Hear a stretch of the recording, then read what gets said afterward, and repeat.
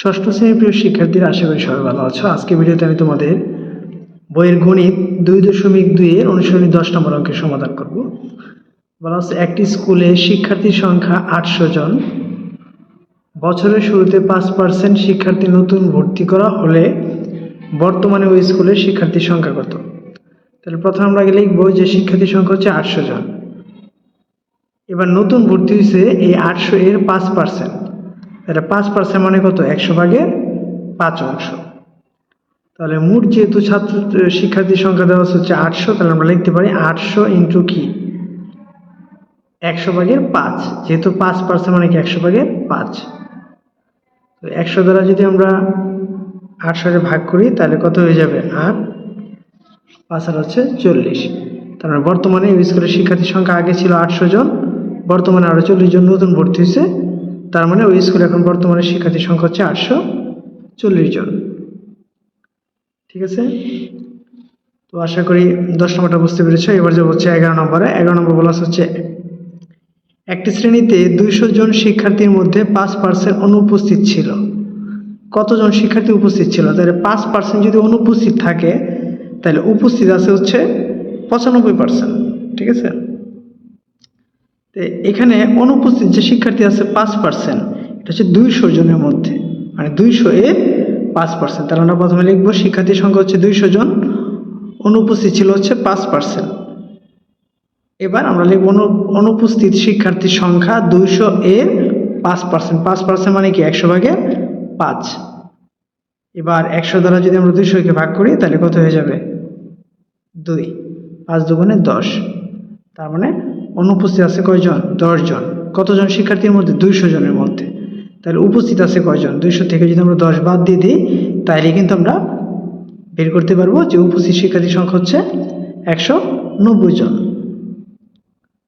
ঠিক আছে, আশা করি 11 নম্বরটা বুঝতে পেরেছো। এবার খুবই গুরুত্বপূর্ণ একটি অঙ্ক, এটা হচ্ছে তোমাদের বইয়ে 12 নম্বর অঙ্ক। বলছে, জাহেদ 10% কমিশনে একটি বই ক্রয় করে দোকানিকে 180 টাকা দিল। বইটির প্রকৃত মূল্য কত? বইটির প্রকৃত মূল্য কত বের করতে বলছে, এবং 10% কমিশন। কমিশন জিনিসটা কি? কমিশন মানে হচ্ছে ছাড় দেওয়া, যেটাকে বলা হয় ডিসকাউন্ট।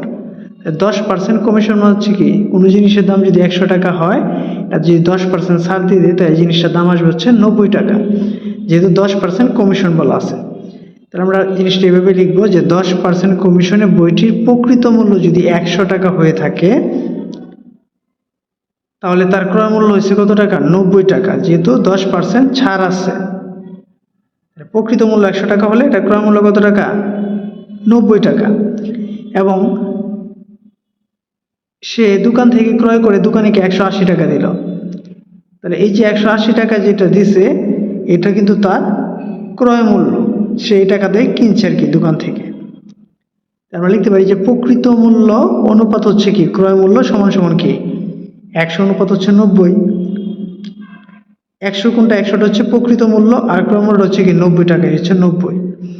এবার প্রকৃত মূল্য বাই হচ্ছে ক্রয় মূল্য, কারণ আমরা জানি অনুপাতের পূর্ব রাশি হয়ে যাবে লব এবং উত্তর রাশি হয়ে যাবে কি হর। তাহলে যে প্রথমটা হয়ে যাবে লব, দ্বিতীয়টা হয়ে যাবে কি হর। এবার এখান থেকে যদি আমরা যে ক্রয় মূল্য জায়গাতে যদি আমরা লিখে ফেলি 180, তাহলে 100-র সাথে 80 কি হয়ে যাবে? 180 কি হয়ে যাবে? গুণ হয়ে যাবে। আর 90 নিচে যেভাবে সেভাবেই থাকবে। অথবা এটাকে আমরা ছোট করতে পারি, কাটাকাটি করে ছোট করে ফেললাম। এই একটা শূন্য, এই একটা শূন্য যদি কেটে দিই তাহলে কত হয়ে গেল? এখানে থাকলো কি 9 আর উপরে থাকলো কি 10। ঠিক আছে, আচ্ছা। আর প্রকৃত মূল্য আমরা এখানে লিখলাম যে, তাহলে এটা যদি লিখি ইন্টু হচ্ছে ক্রয় মূল্য হচ্ছে কত? 180। এবার এই যে কাজটুকু আছে এই কাজটুকু আমরা যদি করি যে ক্রয় মূল্য এখানে আমরা 180 লিখে যদি লিখে দিই তাহলে 9 দ্বারা যদি আমরা 180-কে ভাগ করি তাহলে হয়ে যাবে কত? 20। আর 20-এর সাথে যদি 10 গুণ করি তাহলে কত হচ্ছে? 200। তাহলে বইটির প্রকৃত মূল্য কত আছে? 200।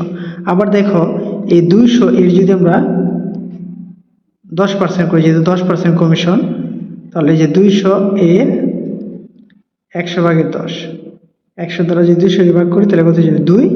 এই 10 গুণ হচ্ছে 20। তার মানে যে কমিশন কত হয়েছিল? 20 টাকা। বুঝতে পারছো? আচ্ছা, তো এই ছিল হচ্ছে তোমাদের বইয়ে 10, 11 এবং 12 নম্বর অঙ্কের সমাধান।